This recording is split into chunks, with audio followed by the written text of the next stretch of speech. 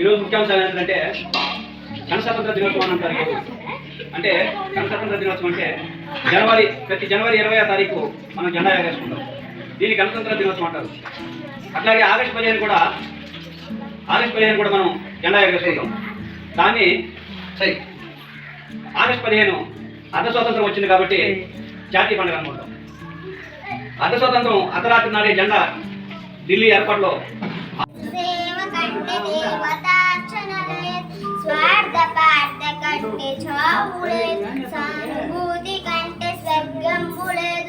Lalitha సుగుణజాల Telugu. Good morning everyone. My name is Sarita. Today is 26th January. I wish you all a very happy Republic Day. Republic Day is National Festival of India. అయిపోదా? సరే గుర్తున్నంత వరకు చెప్పలే. అయిపోయిందా?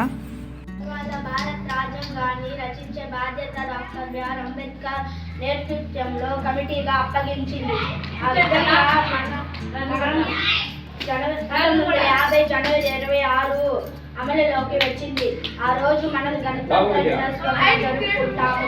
ఈ రోజు మనం అనుభవిస్తున్న స్వచ్ఛ జీవిత సమరయోధులు కాబట్టి ఆ స్వతంత్ర సమరయోధులు కలకలనొచ్చింది. గాంధీ మహాత్ముడు చకచకనలో కపించిపోయింది. భూదేవి కపించిపోయింది. గాంధీ మహాత్ముడు బయలుదేరి. My name is Neerja. Today is 26th January. I wish you all a very happy Republic Day. We are celebrating Republic Day.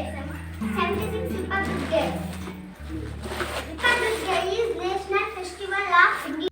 మాటలతో మన దేశ మాతనే కొలిచెదమా. భావం భాగ్యం తోచుకొని ఇక